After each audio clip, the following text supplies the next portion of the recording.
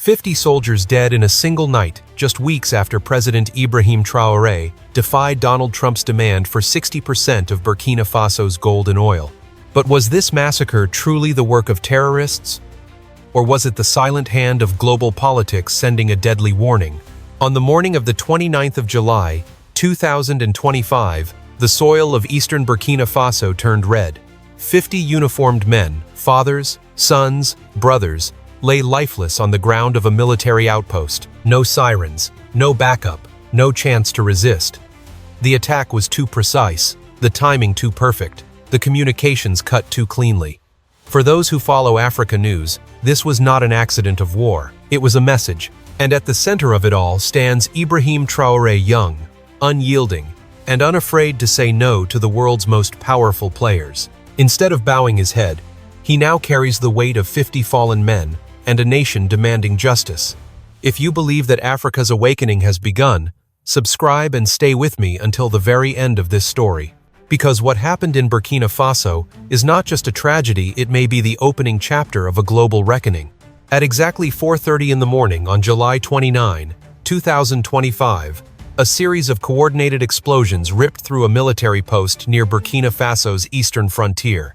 The base, manned by just under 200 soldiers, was struck with such precision that half of its defenders never had the chance to return fire.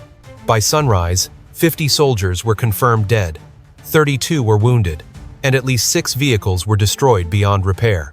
The attack lasted less than 40 minutes. Surveillance drones that usually circled the region failed inexplicably, dropping offline at 3:48 in the morning. Radio transmissions from the outpost ceased at 3:52, leaving Central Command in Ouagadougou blind to the unfolding assault. Reinforcement units stationed only 12 kilometers away reported that their communication lines were jammed. By the time they reached the scene, the attackers had vanished without leaving a trace of heavy equipment or bodies behind. The loss was staggering for a nation of just over 23 million people. In one day, Burkina Faso lost nearly 5% of its active border defense forces. Each fallen soldier represented not just a number, but a household suddenly without a provider. Funerals filled the capital city with tens of thousands of mourners. At a state ceremony, 100,000 citizens stood in silence as coffins draped in the national colors were carried through Independence Square. The economic cost was immediate as well. Within 72 hours, national security spending was increased by $200 million to cover emergency deployments and new defense projects. Trade routes along the eastern corridor slowed by nearly 40% as transport companies demanded higher security guarantees.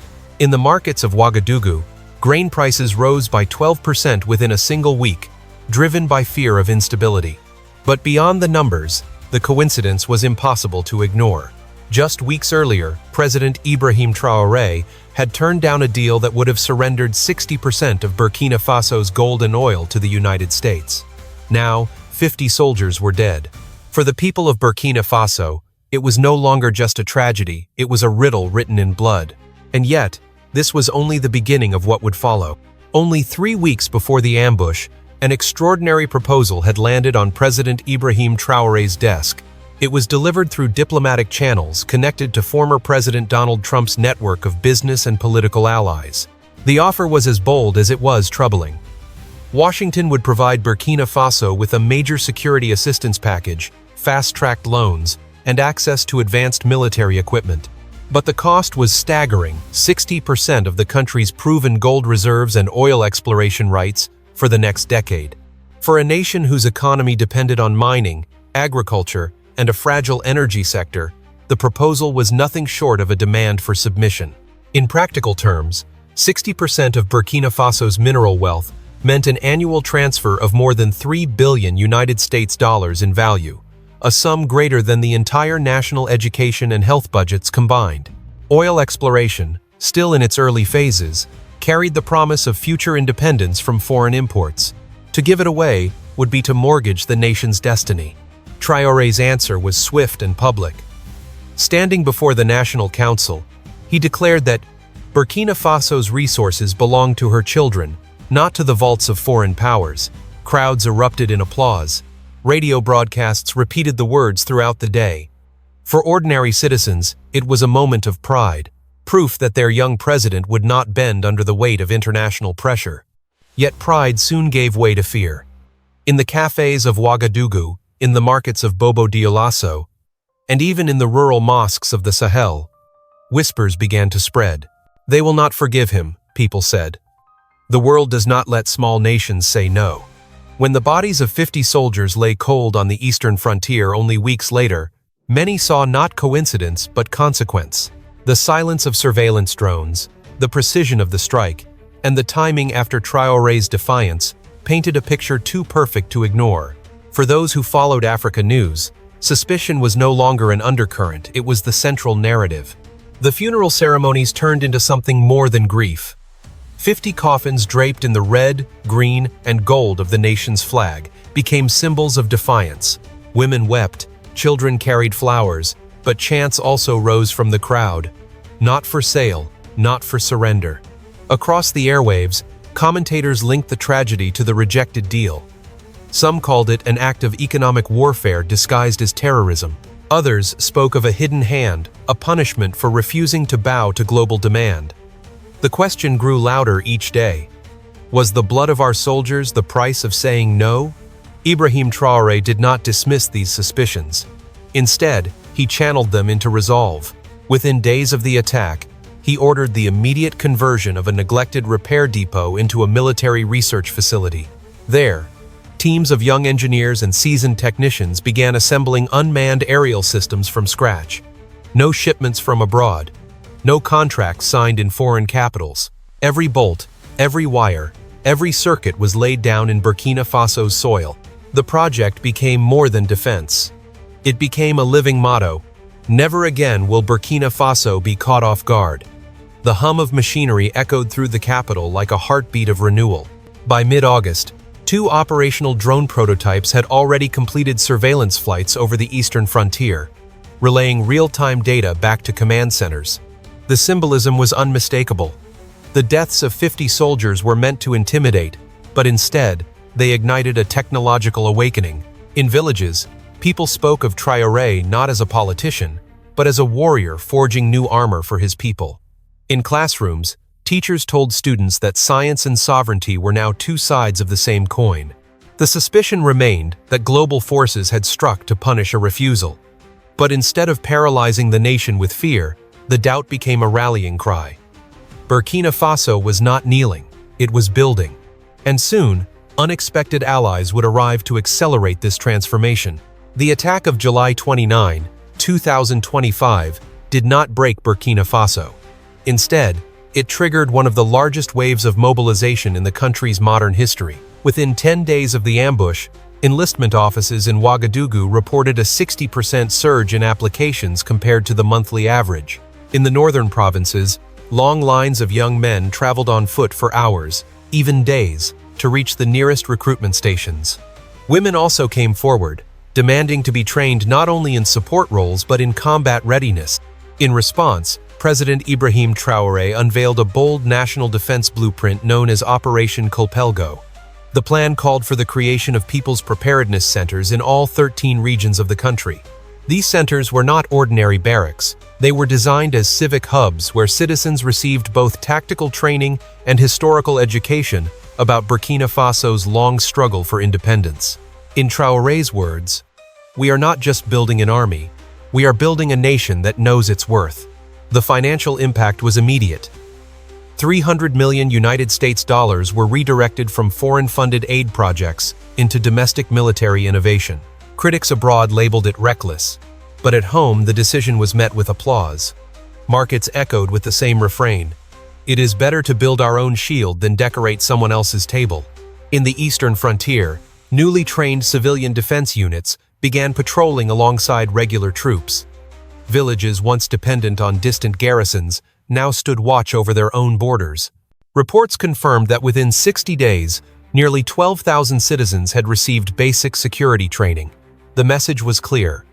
Burkina Faso's survival was no longer just the task of its army, it was the shared duty of its people. But the mobilization was not only military, it became cultural, spiritual, and deeply personal. On August 5th, less than 1 week after the attack, over 20,000 people gathered in Ouagadougou's central square for a national day of prayer and sacrifice. Muslim clerics, Christian pastors, and traditional chiefs stood together on the same platform. Hymns, chants, and blessings filled the air for 6 continuous hours, blending into a unified call for courage and justice. Artists and musicians joined the cause. In the city of Kaya, 15 muralists worked day and night for 10 days to complete a colossal wall painting of the 50 fallen soldiers, their faces framed by the nation's red, green, and gold. In Fata Ngorma, musicians released a song titled, "We Will Not Kneel." The track, featuring the voices of widows and orphans, spread across radio waves and social media, reaching more than 500,000 streams within its first week.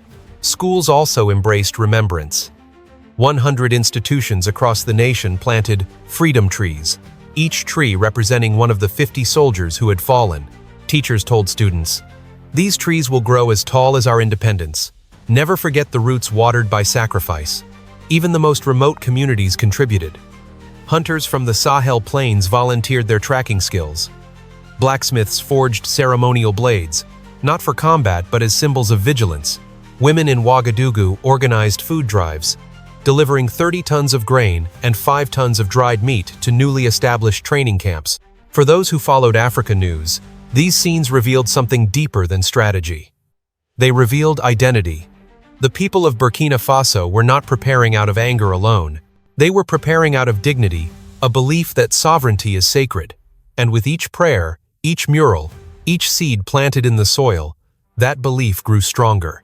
And while the nation rose in unity, the outside world was watching, and not all were pleased. In Washington, the ambush of July 29 sent shockwaves through both political and security circles. Within 72 hours, 3 separate think tanks had issued emergency briefs labeling the Sahel the most volatile security zone on Earth. The language was stark, but what drew even more attention was the subtle shift in tone toward President Ibrahim Traore himself. Only months earlier, American officials described him as young and energetic, a leader who might bring new vitality to a troubled region. After his refusal to grant 60% of Burkina Faso's gold and oil, and following the massacre of 50 soldiers, those descriptions vanished. New terms emerged in official briefings: defiant, unpredictable, even radical nationalist. It was a calculated reframing, turning admiration into suspicion. The Pentagon ordered a classified review of drone production facilities inside Burkina Faso. NATO's intelligence sharing platform recorded a 40% increase in cables, referencing the country between August 1st and August 8th. Analysts noted that much of this intelligence centered not only on troop movements but also on Russian involvement. For American policymakers, the real fear was not just that Traoré had defied Trump's demand. It was that he had succeeded in finding alternatives. The arrival of Russian advisors and the swift development of drone prototypes signaled a dangerous precedent. A small African state rejecting Western terms and standing on its own. If Burkina Faso could do it, why not Mali, Niger, or others? The unspoken question in Washington was chilling. Was Burkina Faso becoming the model of an Africa no longer controlled by outside powers? Paris reacted even more sharply. Within 2 weeks of the ambush, French media launched over 15 investigative reports targeting Traoré's administration. Headlines accused him of corruption, mismanagement, and even personal scandals. None of the claims were backed with solid evidence, but the strategy was clear: weaken Traoré's moral authority just as his popularity was surging at home. Meanwhile, the African Union's silence became a scandal of its own. Despite the death of 50 Burkinabe soldiers, no official statement of solidarity was issued in the first 2 weeks. Social media erupted with hashtags like #AU Where Are You and #Africa for Traoré, generating more than 1.2 million posts in less than 10 days. For the people of Burkina Faso, the silence was not only disappointing, it was betrayal. Beyond Africa, the ripple effects spread.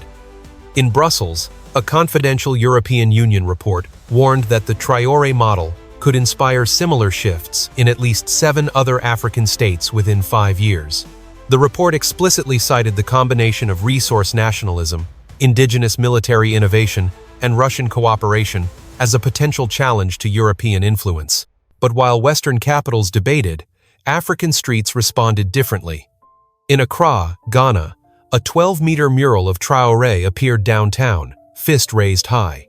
In Lagos, Nigeria, a student rally gathered more than 8,000 participants carrying placards that read, "Africa stands with Traoré." The imagery was powerful, a young Burkinabe president rising from tragedy to embody the dreams of a continent. For followers of Africa News, it was clear. Traoré was no longer just the leader of Burkina Faso. He had become the symbol of Africa's refusal to kneel. The true twist came not in the bloodshed itself, but in what followed. On August 10th, less than 2 weeks after the attack, a joint announcement was issued from Ouagadougou, Bamako, and Niamey. For the first time in history, Burkina Faso, Mali, and Niger declared the creation of the Sahel Security and Sovereignty Pact. The pact was bold, unprecedented, and defiant. It committed the three nations to mutual defense, intelligence sharing, and the establishment of a rapid response force of 15,000 soldiers. 5 joint airbases were scheduled for construction. Drone squadrons, many designed and built inside Burkina Faso, would patrol more than 3,000 kilometers of borderland. For the people of the Sahel, this was a revelation. 3 nations that had long been divided by colonial borders were now united under a single banner of sovereignty. And at the center of this alliance stood Ibrahim Traoré, not simply as the leader of Burkina Faso, but as the strategist of a new regional order. Western analysts were stunned. Washington had expected Burkina Faso to falter after the attack. Paris had predicted a collapse of confidence. Instead, Traoré had turned grief into a political weapon, forging a coalition that no one had anticipated. It was the moment when Burkina Faso ceased to be seen as a small, fragile state. It became the nucleus of a movement that threatened to redraw Africa's political map. The alliance changed the balance of power, but the deeper twist was symbolic. Traoré's image began appearing across the continent on murals, posters, and in the chants of student rallies. His refusal to surrender 60% of his nation's gold and oil, once seen as reckless, was now celebrated as visionary. Enrollment in Burkina Faso's national service programs surged to 180% of pre-attack levels. Civil defense units in rural provinces reported a 40% increase in trained volunteers by October. In villages, mothers spoke of sending their sons not just to the army, but to Traoré's cause. Internationally, the reaction was conflicted. Russia praised his defiance but refrained from dictating policy. China expressed measured interest in Sahel stability without demanding concessions. Western nations, however, grew increasingly uneasy. A confidential European Union report even warned that if the Traoré model spread, at least 7 other African countries could realign politically within 5 years. But for ordinary Africans, the meaning was simpler. Traoré had proven that dignity was not a luxury, it was a choice.